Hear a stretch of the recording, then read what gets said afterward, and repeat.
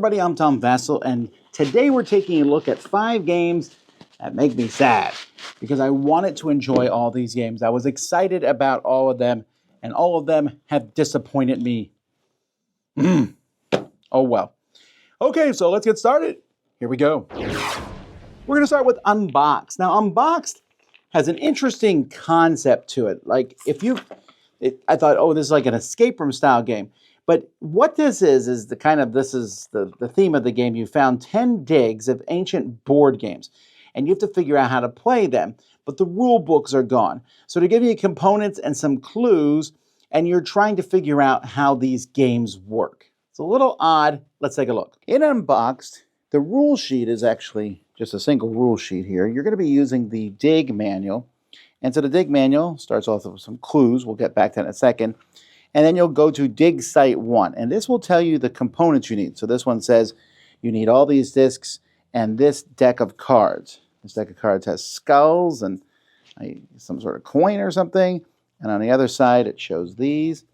And then you are supposed to figure out a game that is made with these components. So there are more components in the game. There are rule cards. There are, more cards that come with this. And you might use the same pieces in multiple games. But the game gives you clues.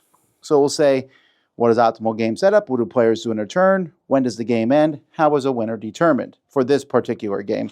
And each game will have various questions that you need to answer. On the back, it will tell you how to play that particular game. If you need a clue, you can look at the number here and then go and look at these clues. They'll give you an answer, but you will lose a point from the end of your game's score. Once you think you figured out the game, you answer those questions, you reveal it, then you see if you got how many points you got. It's a cooperative game working together like that. Then you can play the game. And that's how Unboxed works. There are several games in here. I believe there are 9 or 10. There are 10 different games in here. And so when you finish them, I guess you have 10 games you can play. I really just... So maybe part of this is coming from me being a board game reviewer. Not even a board game reviewer. I just play tons of board games. And I'm the rules teacher. And I read rules and I interpret how the game comes from those rules. Those rules kind of give me, hey, this is how the game works. And it's, I like teaching games. I like learning new games. I don't always love rule books. A bad rule book. That's what this is. This is the game of bad rule books. And I have to figure out how the game plays. That's like my nightmare. And so I don't understand it. Now, I get it. Some people are going to be like, woo, I played so many games, so I can use my knowledge of games to figure out how this works. And it's just a weird Venn diagram. I played this with some people who don't play lots of board games, and they were kind of, how are we supposed to figure it out? And so I find that that's such a weird thing. That being said, you're like, ooh, but you get 10 games in a box. They're not great games, okay? Just want to put that out there. I haven't played all 10. But all the ones I've played have not been fantastic games.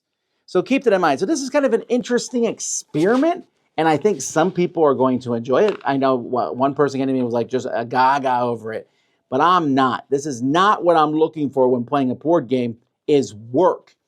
It's different. It's not the excitement that I get from an escape room style game where I'm like, ooh, we figured it out, and puzzles.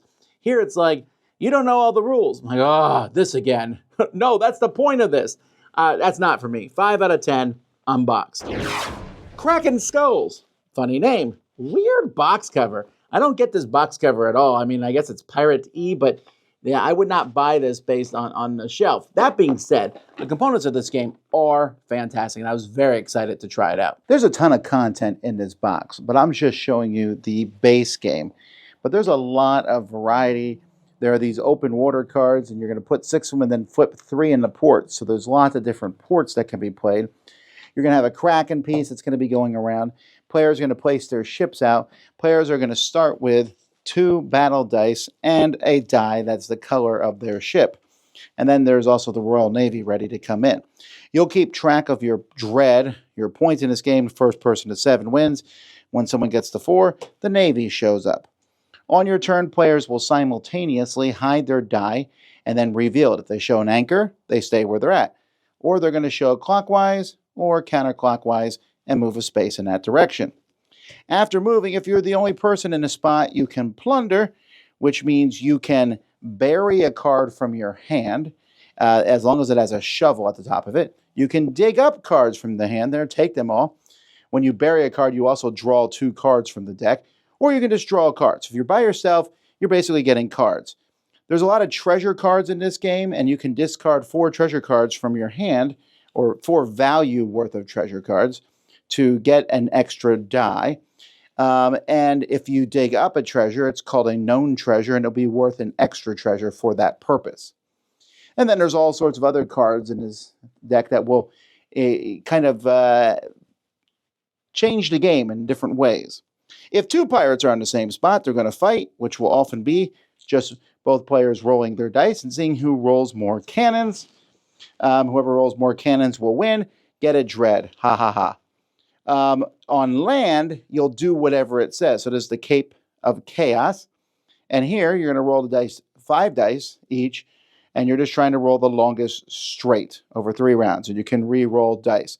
And whoever does that wins the fight. And sometimes there's a land fight. You'll use swords. If you end up on the Kraken, you will fight the Kraken. And as you fight the Kraken or you fight other people, you will keep track of your hits on a card. And if you destroy the Kraken and do enough damage to the Kraken, then you get points and dread for doing that. When the Royal Navy shows up, you're trying to run from them. And like I said, there are expansions in this game that add a ghost ship and other things. But basically, you're moving around the board and trying not to... You're either trying to fight another pirate to get the dread, or you're trying to avoid them to build up so that you can fight pirates. This one just saddens me because, again, I like the pirate theme a lot. And the idea is interesting. Hey, hold a die in your hand and reveal it, and then you're going to go different spots. But there are so many problems with this game. Now, I will say one problem the game does not have: components. The cards are amazing. The dice, the Kraken dice, the tokens, everything. Such nice components. But the game itself isn't that great. It's so random. I roll dice, you roll dice. And each island, it's like, now we're going to roll dice a different way. This time we'll roll dice this way. And it just, there's some interesting decisions, but the digging and burying cards and islands is super low key. And fighting the Kraken is the most exciting thing in the game. And it's just not really balanced in that way. You have no idea where people are going. There are other games where you pick where you go. There's a very famous pirate game called Pirates Cove, or Merchant's Cove. Pirates Cove. Anyway, a very good game that you're all trying to outguess each other where you go. And if it's family weight, this one is, and I think some people are going to enjoy this, but it's just way too light and way too lucky for me. This is another 5 out of 10. More pirates. This one here is moving down a track trying to get the flag. You're all racing like crazy pirates in, well, the pirate's flag. Let's take a look. In this game, players have a ship and they're trying to get this flag. This flag is actually stuck in the board at the beginning of the game, but you're going to want to pick it up in your ship. You're going to get there and get back. Each player has a starting special ability on their pirate. You can have Captain Pool, or Captain Morgana, or Captain Sean, or Captain Tegmeyer, or Captain Goat. Okay, anyhow, they each give you a once per game special ability. On your turn, you're going to roll 2 dice. You're going to move that far, and you can move in any direction. So I can go 1, 2, 3. Ooh, I can take a shortcut. 4, 5, 6, 7. Oh no, I landed here. Now I have to move back 1. That's kind of the game. When you pass these docks here, you'll draw cards. These cards are cards you can play on someone else. Choose any 2 players. Both move 2 spaces in the direction that they choose. Or subtract 2 from the dice of a player who just rolled. Or add 1 to the next roll. Or subtract 1 from the next roll. Or guess a number and roll a die. If you're right, move 2 ships 3 spaces. If you're wrong, move 1 ship 2 spaces. I show you the rest of the cards, but we don't have time for that. So anyhow, that's it. You're going to roll. You can go in either direction. So maybe I roll a 3, and I'm like, you know what, I'm going to go backwards just so I can draw another card. That's the singular choice in this game. You can also up here switch cards out. When you get to the flag, the first person gets to the flag. They have to get back here now to win. However, at that point, everyone starts rolling 1 die because we want to drag the game out. So you'll just roll 1 die at that point. If you cross somebody else and they have the flag, you'll fight them. You both roll a die, and the higher die wins and takes the flag. And of course, you can play cards to mess with that. And then finally, someone will get to the end and the game will mercifully be over. Arr! There already is a pirate racing game called Jamaica, which is very well done. The pirate's flag is just awful. It is a terrible, terrible game that feels like it takes all the worst stuff from board games, from the weird art that I showed you at the beginning. And that's the best part. You are rolling dice and moving. This is an outdated mechanism, unless you find a way to beef it up. This game does not. So you're rolling 2 dice and moving down this track. You can move forward or backwards. Obviously forwards. You never move backwards unless you're trying to get the person with the flag at the end of the game. And so you move and you get stuff and there's cards and it's random and random and random and random. And then finally you get the flag, someone gets the flag, and then the game just grinds to a halt as that person goes. Then someone steals the flag from them. Then I steal the flag from that person. With random take that style cards, it's just, I hate it. I really do. This is not a game I would recommend at all. I give this one a 2 out of 10. Dreamcatcher, a party game that uses weird art on cards and touch. Let me show you. In Dreamcatcher, you have a deck of, for lack of better words, Dixit cards. I mean, they're Dreamcatcher, but just weird, different paintings and unusual things, or I don't know why there's squid in my drink, but just weird pictures like that. But you also have a deck here of cards that have different symbols on them, and it's kind of hard to tell from the camera angle, but these are slightly raised, and you can feel them a little bit, the raised outline of these. So the gameplay is pretty simple. On a player's turn, one person is going to go at a time. It's a cooperative game, and they're going to draw 4 cards. They're going to pick one of these cards, and they have a handful of these symbol cards, and they're going to pick some of those symbols and hand them out to the players. And then they're going to be trying to get players to pick one of these cards here. You'll put a cloud underneath each of these. Players are going to feel the cards. They're not allowed to look at them, just feel it, and then try to guess what card it is. If there's not enough cards to go around sometimes, and so then you can pass your card to someone else and they can feel it too. And I'm like, I think this is a hammer. What is it? It is a hammer, but that's because I saw it. And then, okay, so I think a hammer. What here would a hammer refer to? This guy might have tools, so it's a hammer. So we all agree on that. We flip it. Nope. We lose one of these tokens, and we keep going. If you turn over the right one, you'll flip one of these tokens to the other side. And you keep going till all the tokens are flipped, or discard it, so essentially 9 rounds. And then you see how many points you have, and the rule book will tell you how good your score was. That's the game. There are a lot of Dixit-style games. Some are competitive, some are cooperative. This is one that's cooperative. The art on these cards is fine. It's kind of funny because we have these Dixit cards. When people first saw Dixit cards, we're like, wow, these are so weird and unique. These are weird and unique, but not quite. It feels like they're a copy of a Dixit card, if that makes sense. Like someone tried to imitate that style. And while they work for the game and they're fine, they're not as good. There's 2 major problems with this game. One is that touch stuff is unbelievably hard. Now, I suppose you might argue that the game would be good for someone who can read Braille. My kids were asking about that, but then they couldn't see the picture. So that's a problem. But feeling these, you're like, and you're just spending so much time feeling, I think it's a hammer. I think this is 3 dots in a row.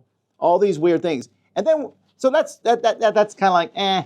And then you're like, okay, now I have 3 dots. How does that even affect one of these pictures here? And that's what I don't get about this game at all. Because you can hand out 1 or more cards, but the cards often have nothing to do with any of the pictures. So it's just random. You'll be like, well, this one is 3 dots, and this guy has 2 eyes and a nose, so that's 3 dots. I don't know what else to tell you. And it just falls apart. I can't see this one taking off at all. I did not really like it. This one I'm giving a 4 out of 10 to. Botany is an amazing production with beautiful art, beautiful cards, beautiful components, and a theme that I was very excited about, where you go out all over the world on your expeditions to find plants and bring them back to your estate in England. Let's take a look. In this game, players are going to get a pawn that will start in the estate here. Everyone lives in England. And then down here, you're going to keep track of your reputation. Each player is also going to have an estate board here, which has your garden, which are where you're going to put your specimens for endgame scoring, press specimens, and live specimens. And then players are also going to start with a Wardian case, and a botanical press. And finally, players are going to get a special character. That is definitely not, anyway, it doesn't matter. That will give you a special ability, and you'll start with a couple of these cards. Like, for example, look, I drew a tiger. So on your turn, players will start with 10 coins. And this is important because at the beginning of your turn, you need to pay a coin for your travel costs as you travel. So if you don't have enough money, you're going to lose points, and you're forced to go back to England. So you got to keep track of that. So you get to move some spaces. And as you move spaces, at the beginning of the game, you'll have drawn some specimen cards. So here, for example, I have this Crown of Thorns, the Red Columbine, Darwin's Orchid, Cardinal Flower. Beautiful artwork, really good quality cards here. And these are worth various points. This requires me to go to Rupert's Land. This requires me to go to Madagascar, Quebec, and Madagascar. So Madagascar, I got 2 of those, so I'm going to head that direction. When I get to Madagascar, I'm going to be able to put these in my Wardian case, these flowers. Well, they'll be worth points at the end of the game. Although I do notice that this one is -4. And while it's in my Wardian case, I move 1 less space per turn. So that's not so great. But I can, instead of putting them in my Wardian case, which, by the way, can only hold so many specimens. You can buy more when you go back to the estate. So I can put them in the botanical press, and I can have as many cards in there as I want. I'm just pressing the flowers. Well, they'll be worth 1 point at the end of the game. So you're like, why would you ever take back a -1? Well, you might want to take it back and stick it in somebody else's. You can pay a coin to stick it in someone else's thing if you want to. So you'll draw more and then head back to England, where you'll drop them off. At the end of your turn, you're getting income every round. So, for example, at the beginning of the game, you get 1 coin every turn. It doesn't come to you, though. It goes into your estate income, and you don't get it till you go back to England. Once your reputation gets to 4, you get 2 coins every turn. Once you get to 9, you get 3 coins every turn. Once you get to 12, the game is going to be over. Now, that's part of the game. Also, at the beginning of your game, and this is kind of a really weird rule, you may draw an event card. You don't have to draw an event card, but if you get any specimens on your turn and you haven't drawn one at the beginning of your turn, you draw one then. Very strange rule. But when you draw an event card, sometimes they affect everybody. Like this one here, everyone has to take on an apprentice plant hunter. But sometimes they affect just one person. Like here, snowblind. After a week of climbing a snow-capped peak, you return to your base camp, discover you've gone completely snowblind in your left eye. You will then roll a single die. If you roll 1 to 3, you will lose reputation. Or, if you roll 4 to 6, you will gain 1 reputation. Now this says charm/land, and you can see that some characters will give, this guy gives 1 to prowess rolls. So he would be pretty pathetic in that one. So let's see if I can find someone. Amelia, though, is +1 to charm rolls. So you're going to be dealing with these as you go on. You're also going to be able to go and buy cards while you're out. So the cards that are up here, once you have coins, and these will help you sometimes, like that stowaway. You can pay a coin to add +3 to a cleverness roll, or the rope just gives you +2 to agility rolls. So those cards will be able to be purchased, and when you go back to the estate, you will have other cards that you can buy. You can buy more of the Wardian cases, and you can buy other things that will give you reputation.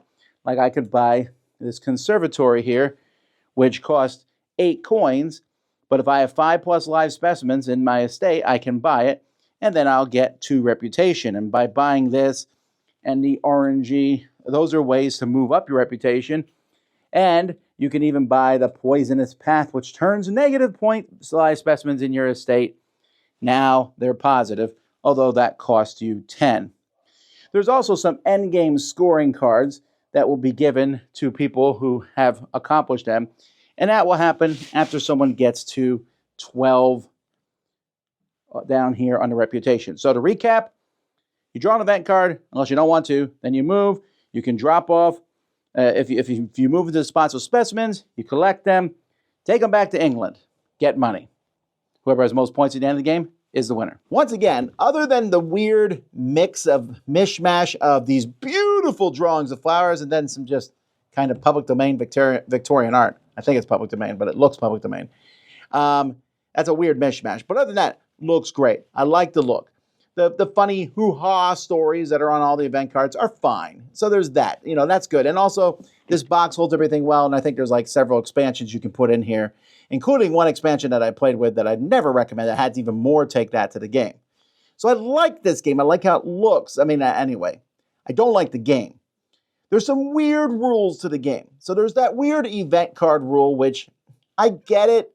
If you're not going to pick up any flowers, you might not want to draw an event this turn, because events can be negative or positive, but they're so random, which we'll get back to.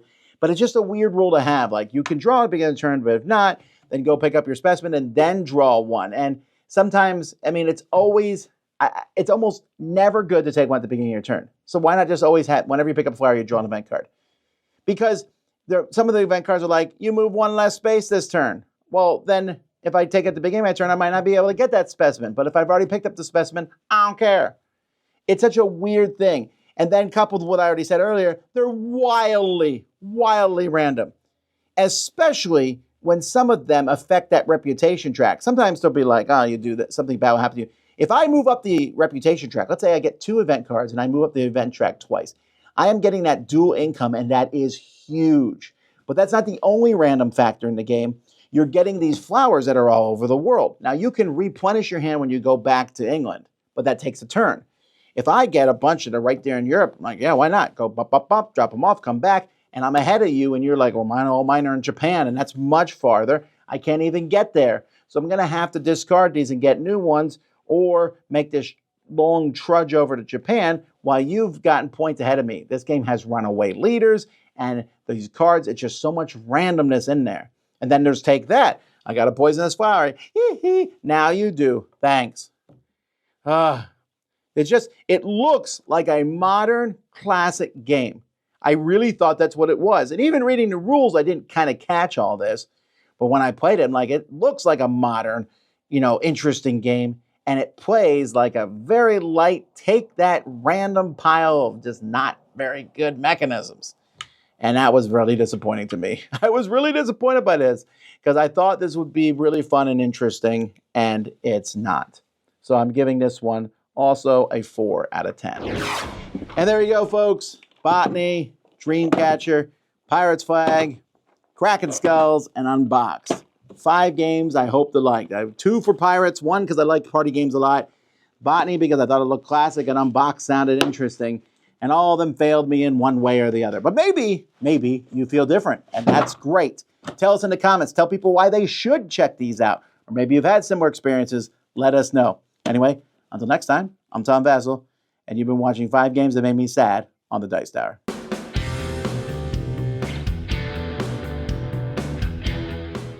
Hey everybody, thanks for watching another video from the Dice Tower. Hey, you want to learn more about us, communicate with us? We have a Facebook group, we have a Discord channel, lots of different ways to get involved with the Dice Tower. You can find that in our Linktree link below. So just click that, it will take you, and you can communicate with us on Facebook, join our Facebook groups. There's lots of cool things that you can find and become part of the Dice Tower.